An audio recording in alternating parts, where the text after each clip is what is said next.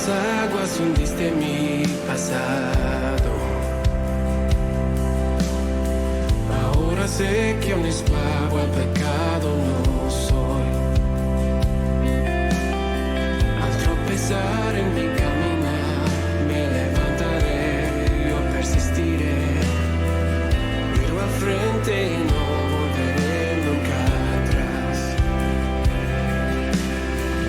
Yo sé que a mi lado siempre estás. Hay uno más entre las llamas que está hoy junto a mí. Una de las preguntas más comunes del creyente es hasta qué punto podemos disfrutar de la vida sin pecar, sin caer en ir contra la voluntad de Dios. Y la respuesta a esa pregunta oscila entre dos posiciones extremas, por así decirlo. Por un lado están quienes satanizan extremadamente cualquier práctica social o diversión que tenga como propósito el placer.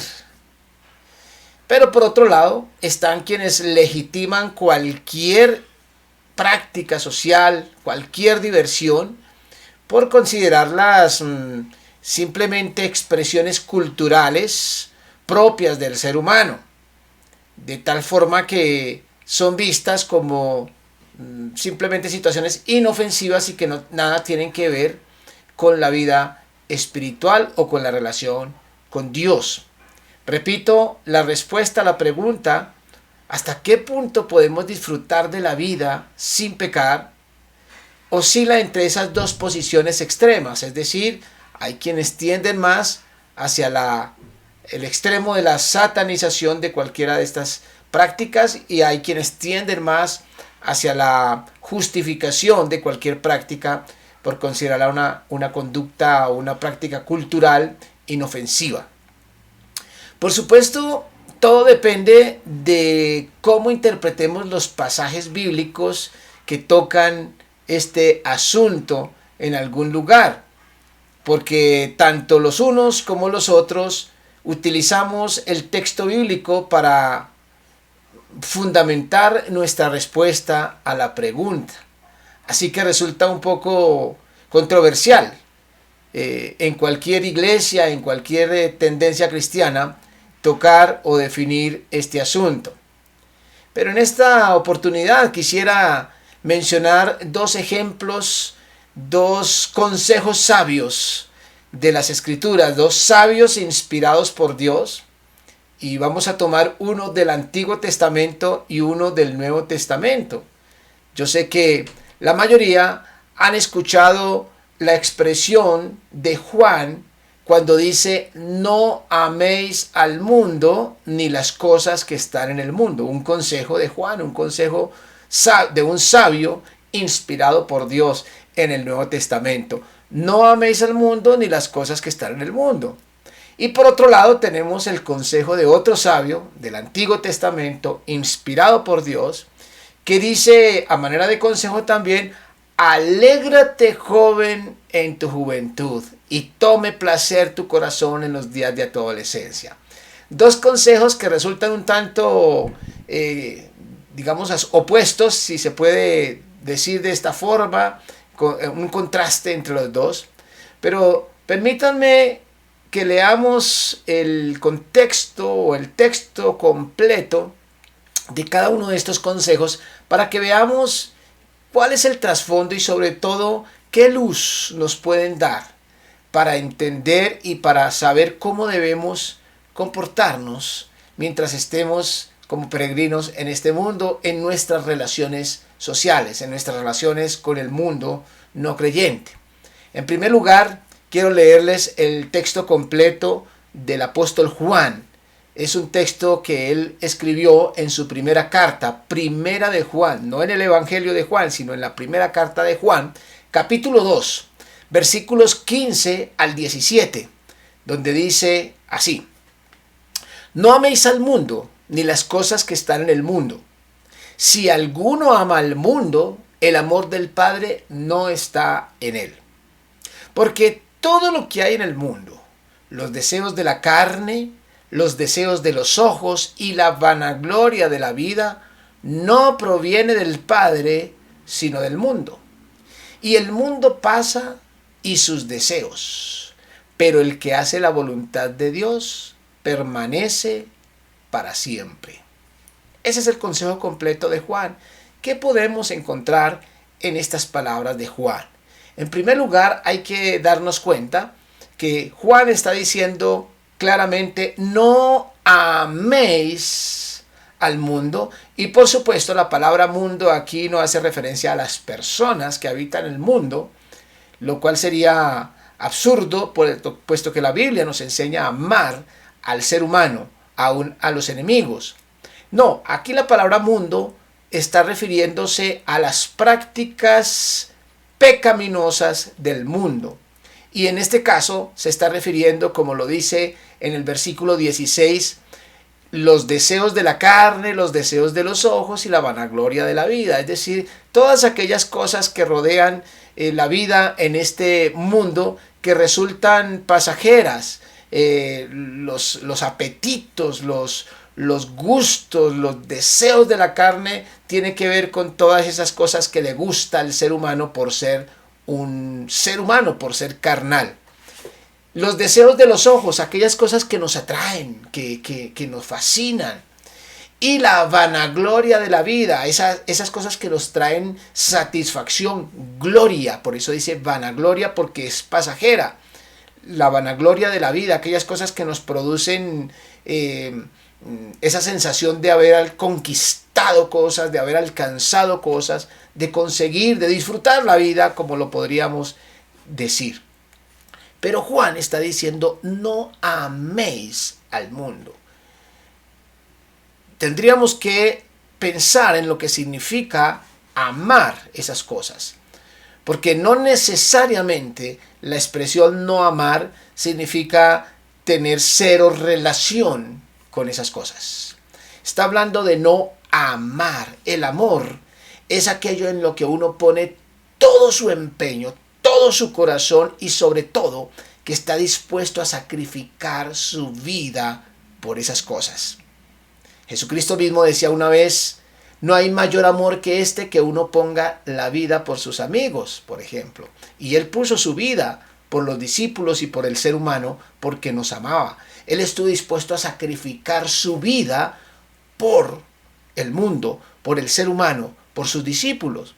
Así que el amor implica un sacrificio, un estar dispuestos a darlo todo por eso que se ama.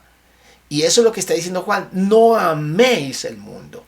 No está necesariamente diciendo que tengamos cero relación con estas cosas, sino que no lo amemos porque es contrario al amor a Dios. Pero además, Él aclara, Él dice un porqué, Él da una razón allí en el versículo 16 cuando dice que esas cosas del mundo, los deseos de los ojos o los deseos de la carne y la vanagloria de la vida, dice, no proviene del Padre sino del mundo. Es decir, la razón, el fundamento que está dando Juan es el origen de las cosas. Esas cosas placenteras de la vida tienen un origen aquí, en la tierra. No provienen de Dios, provienen del mundo, como dice aquí Juan. Y hace una aclaración en el versículo 17 que es la más importante. Dice, y el mundo pasa y sus deseos. Noten bien esto. La razón por la cual no debemos amar hasta el punto de sacrificarnos por las cosas del mundo es porque esas cosas van a pasar. Eso es lo que dice aquí Juan en el versículo 17. El mundo pasa y sus deseos. Así que, ¿qué sentido tiene poner la vida, sacrificar la vida por satisfacer los deseos de la carne, los deseos de los ojos y la vanagloria de la vida por cosas que van a perecer? Dice Juan, pero el que hace la voluntad de Dios permanece para siempre. En otras palabras, lo que Juan está diciendo es a Dios. Y la voluntad de Dios sí debemos ponerle todo el empeño, todo el amor, porque eso, hacer la voluntad de Dios, permanece para siempre. Es importante entender las razones que nos da Juan, porque podemos entenderlo y encontrar la relación que tiene con el consejo que nos da Salomón también en el libro de Eclesiastés, que es el siguiente consejo que quiero que escuchemos. Salomón, en el libro de Eclesiastés, en el Antiguo Testamento, capítulo 11, versículos 9 y 10, dice lo siguiente: Alégrate, joven, en tu juventud. Tome placer tu corazón en los días de tu adolescencia. Anda en los caminos de tu corazón y en la vista de tus ojos. Pero sabe que sobre todas estas cosas te juzgará Dios. Quita pues de tu corazón el enojo y aparta de tu carne el mal, porque la adolescencia y la juventud son vanidad. A simple vista, podríamos ver aquí una especie de contradicción, una especie de polos opuestos, porque aquí pareciera que el consejo es a que disfrutemos la vida. Pero es muy importante entender todo lo que está diciendo Salomón para que veamos que en vez de haber contraste, lo que tenemos es algo que se complementa. Salomón está diciendo: alégrate, joven, en tu juventud. Disfruta la vida, en otras palabras está diciendo. Dice: tome placer tu corazón en los días de tu adolescencia. Es decir, que aquí pareciera que estuviera dando permiso a disfrutar la vida, a disfrutar y a vivir placenteramente. Dice: vive, anda en los caminos de tu corazón y en la vista de tus ojos. Es decir, darle libertad a disfrutar la vida. Sin embargo, Salomón pone un pero cuando dice: pero sabe que sobre todas estas cosas te juzgará Dios.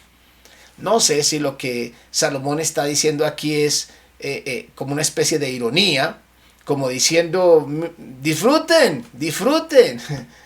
O si realmente está dando el consejo de disfrutar, pero con una advertencia. Pon atención a cada una de las cosas que haces, porque Dios va a juzgarte, va a tomarte cuentas de todo lo que hagas con tu vida, con tu cuerpo, con tu tiempo, con todas aquellas cosas que Dios puso en tus manos en este planeta para que las disfrutaras. Tienes que entregarle cuentas a Dios. Así que el sabio Salomón, quien aparte de todo era experto en lo que estaba diciendo porque era alguien que disfrutó de la vida, él dice: ten cuidado con lo que haces, disfruta, pero ten cuidado porque tendrás que entregarle cuentas a Dios. Luego en el versículo 10 dice: quita pues de tu corazón el enojo y aparta de tu carne el mal. Esta frase es muy importante, porque en medio de estar aconsejando a la juventud que disfruten la vida, Salomón les dice: pero que nada sea malo. Las prácticas, las diversiones y todo lo que hacemos en este mundo es algo que proviene del mundo, pero muchas de esas cosas implican maldad, implican pecado. Y siendo que hemos de entregar cuentas a Dios, tenemos que poner mucha atención a cada cosa que hacemos. Visto así, Juan dice: no améis al mundo, porque las cosas del mundo, los placeres de la vida provienen del mundo y no del Padre. Y Salomón dice: disfruta de la vida, pero con cuidado porque puedes estar haciendo algo malo delante de Dios. Pero hay un elemento en lo que coinciden los dos. Hay un elemento que le da la base a todo lo que estamos viendo aquí. Porque Salomón termina diciendo: aparta de tu carne el mal, porque la adolescencia y la juventud son vanidad. Noten que termina igual que Juan. Juan dice: el mundo pasa y sus deseos. Y Salomón dice: la adolescencia y la juventud son vanidad, es decir, también pasan. Lo que nos están mostrando estos dos consejos es que debemos hacer las cosas sabiendo que nuestro paso por este mundo, que nuestro paso por este cuerpo, que nuestro tiempo en las cosas materiales, en los disfrutes de la vida, en el uso de nuestras energías, de nuestro tiempo, en la juventud, todo eso va a tener su tiempo contado. Pero Juan dice, el que hace la voluntad de Dios permanece para siempre. Todo esto nos permite llegar a una conclusión, y es que hagamos lo que hagamos, siempre tenemos que tener en cuenta una cosa, y es que hay valores eternos y hay valores pasajeros. Hay cosas que podemos disfrutar en la tierra, pero que tienen sus días contados, que van a acabarse. Las energías se acaban, la salud se acaba, el dinero se acaba, las relaciones, las amistades se acaban, el placer, cada vez que nos acercamos a una época o a una temporada de vacaciones o de fiestas, hacemos una cantidad de planes, dura un mes, dura 2 meses, dura un día, dura una semana, fiestas que duran y tienen los días contados, y cuando pasan, entonces amanecemos con ese sentimiento que podríamos llamarlo, como se llama coloquialmente, al guayabo, ¿no? Guayabo porque ya pasó todo y como que amanece uno aburrido porque ya se acabó.